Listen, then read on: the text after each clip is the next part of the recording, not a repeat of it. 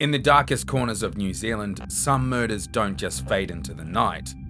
They dissolve into shadows. A name whispered, a clue lost, a fire that burns all evidence. This is where justice slips through the cracks, where families wait decades for answers that never come, and where the truth is sometimes more elusive than death itself. These are the dead ends in the land of the long white cloud.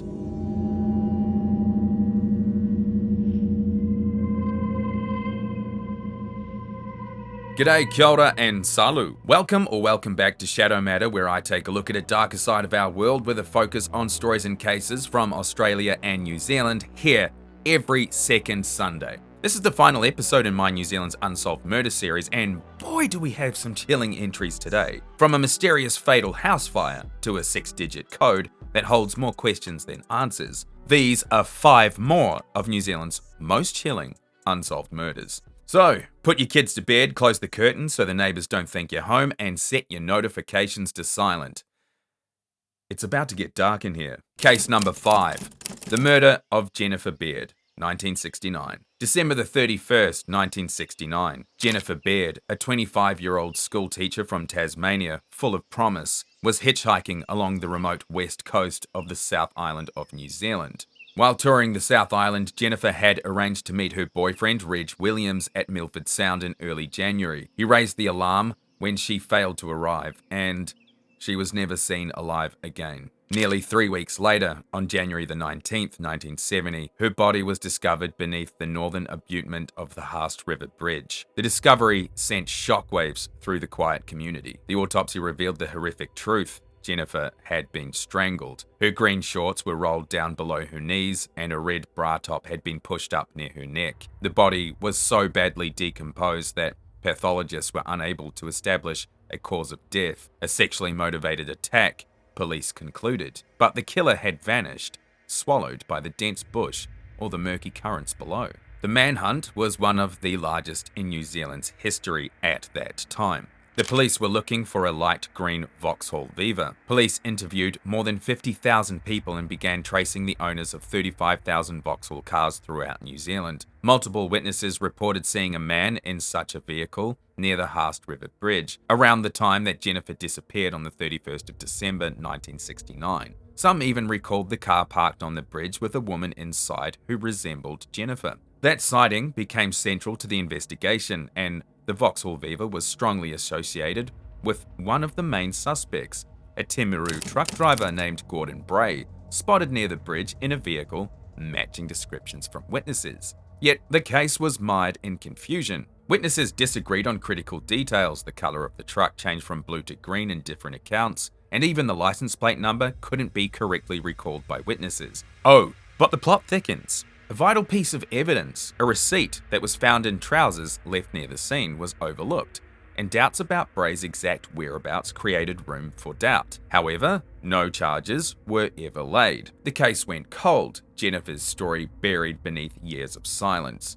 Police also had their reservations and remained diligent on this case. They also had their theories. One is the hitchhiker theory. Early police work considered whether Jennifer had accepted a ride from another traveller or overseas tourist. Some sightings suggested she was with a man who didn't match Bray's appearance at all. No one was ever located to confirm this. Then, in the early 2000s, a chilling claim emerged. An alleged confession from a convicted sex offender, Reginald Wildboar, who reportedly admitted involvement before his death. His confession was given to a friend shortly before his death. Police have reviewed it, but could not corroborate the claim with physical evidence from the original investigation. The last theory is that of unnamed Haast locals. Some locals were quietly suspected of knowing more than they told police. There were whispers about men in the district who matched vague descriptions from witnesses. None of these leads advanced beyond initial questioning. More than 50 years later, Jennifer Baird's death remains a chilling enigma,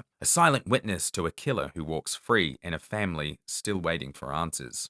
Case number 4, Brett Fraser, 2014. October the 21st, 2014, West Auckland. Inside a converted warehouse flat on West Tech Place, Brett Fraser, 51, a father, was found brutally beaten to death in the home he shared with his flatmate. That night, 3 masked intruders burst in. They assaulted Brett, and the flatmate, a longtime friend, demanded his flatmate show them where they kept the cannabis and then fled. The flatmate called a taxi initially, but after seeing Brett unresponsive, he called emergency services, who performed CPR, but Brett unfortunately succumbed to blunt force trauma to the head. Investigators collected forensic evidence. Fingerprint analysis identified at least 17 prints that couldn't be matched to anyone in custody. More than 55 people were interviewed, some more than once, as police chased every thread and every whisper. They have confirmed there are people of interest, including those believed to have direct knowledge of the home invasion and Brett's killing. However, no names have been released to the public to protect the investigation and avoid compromising potential prosecutions. Police have stated they believe there are people in the community who know exactly who was involved, but have stayed silent out of fear or loyalty. In the years after the murder, police offered a $50,000 reward, even considered immunity for accomplices, an appeal torn from desperation. But no one was ever arrested or charged. The case went permanently cold. For most of his 51 years, Brett Fraser lived quietly. He was no stranger to hard work, jobs came and went, but by 2014, he settled into a low-profile life in a converted warehouse unit in Henderson. Brett kept his circle small. He wasn't the type to draw attention. Neighbours knew him as polite, if a little reserved. But there were connections in Brett's world that would one day matter. Friends, acquaintances, and some who moved in the shadowy end of West Auckland's cannabis trade. Police would later say they believed those connections may have signed his death warrant. Today, in 2025, the price for justice doubles. A $100,000 reward stands, a fresh plea to shadows to speak. Police even offered to consider immunity from prosecution for accomplices who came forward with relevant information. For Brett's family and the investigator who refuses to look away, the unanswered questions are wounds that don't heal. 3 faces in balaclavas, a home turned crime scene, and a father's life extinguished without accountability. This is a cold case screaming in silence. The official line is clear. Brett's death was targeted, not random, and somewhere out there, his killers are living their lives as if nothing happened in that Henderson warehouse on a wet October night. Case number 3, the Himitangi Fire, 1929. Going way back into the history books for this one. September the 6th, 1929, an isolated farmhouse near Himitangi, about 8 miles from Foxton, stood silently against the night. Inside, a family and household helpers slumbered. Outside, fire moved with deadly intent. The house had been modified, a lean-to added to the original 2-room whare, windows nailed shut through nervous precaution, but those alterations turned the home into a death trap. Inside were Thomas and Catherine Wright, their 4 young children, John Brown Westlake, a wealthy farmer and justice of the peace who owned the property, and Samuel Hewitt Thompson, a 23-year-old farmhand. A fire tore through the home with unnatural ferocity, burning fast, hot, and leaving little behind but ash and questions. Traversing the rooms to escape was nearly impossible. The children's bedrooms lay through the bathroom and master bedroom, doors blocked, no escape route. By morning, 8 bodies lay among the remains of the wire mattresses. The Wright family, a farmhand, and Mr. Westlake all perished in their sleep. There was no natural explanation. Arson was suspected, deliberate, calculated, with murderous intent. Investigators also suspected arson. The ignition point was deliberate, the pattern of the blaze unnatural. What's even more disturbing is that one of the victims, Thomas Wright, had been shot in the back of the head with a shotgun prior to the blaze. Whispers in the district hinted at tension, personal disputes, unpaid debts, and grudges that festered in small-town silence. But with much of the evidence destroyed by the fire, police faced a near-impossible task. According to reports, Thomas Wright was a returned serviceman from the First World War and had been struggling with PTSD, which caused his moods to fluctuate, and he was known to take his anger out on his family. Some theories point to Catherine, who, having been unsatisfied in their marriage, may possibly have had an affair with one of the other men who shared the house. Could Thomas have found out and tensions have erupted, leading to this tragedy? So who pulled the trigger? Who started the fire? Over time, the answers we seek to this mystery disintegrate like ash from a fire that once burned so hot. Case number 2, the murder of Olive Walker, 1970. Olive Walker was just 18 years old. She lived at home with her parents and siblings, working each day in a local laundromat. By all accounts, she was quiet, shy, polite, the kind of young woman who drew little attention to herself, but who earned the trust of everyone who knew her. She didn't drink, she didn't party, and she rarely went out at night. Friday evening, May the 15th, 1970. That Friday evening, Olive had one purpose: to help her older sister by babysitting her niece and nephew. On the outskirts of Rotorua, 18-year-old Olive Walker stepped into the dusk, destined to babysit at her sister's house. She was last seen alive around 7:50 p.m. near Rotorua's Odeon Theatre along Pukaki Street. From there, she vanished into the night. Sadly, the next morning, her sister Mary heard the devastating news on the radio. At approximately 11:30 p.m., a group of teenagers stumbled upon something no one should ever wake to: the body of Olive Walker, fully clothed, covered in blood, lying just off the highway. She had been beaten. The brutality suggested she was attacked without warning. The only evidential trace: men's size 6 construction boot prints nearby, silent and anonymous clues in the gravel. Friends described Olive as quiet, shy, with no romantic life to speak of, a young woman whose murder seemed random and almost senseless. The crime shook the community of Rotorua and has been a local mystery for over 50 years. Investigators collected countless names, over 100 persons of interest, yet no arrests were ever made. For 54 years, the murder of Olive Walker has remained an open wound in Rotorua's history. A young woman who lived quietly and died violently in a place no one can forget.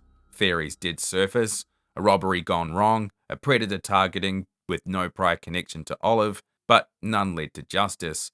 Over 50 plus years on, her death remains a silent question mark pressed into the roadside. Case number 1, Tracey Ann Patient, 1976.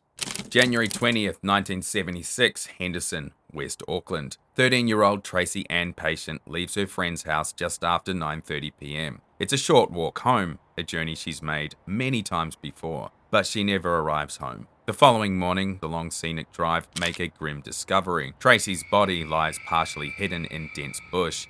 She had been strangled with her own tights. Her clothing is disturbed, suggesting a sexual motive. In the weeks that follow, there's a public appeal. An anonymous woman calls Youthline. She reports seeing a blonde girl, thought to be Tracey, standing with a man in a brown suit. They get into a brown car. The tip is never traced to a caller, never confirmed by a second witness, and never completely forgotten. The investigation is massive. Roadblocks, door knocks, dozens of people interviewed. Witnesses recall a light-coloured Holden Torana seen near where Tracey was last spotted, but the lead fades to nothing.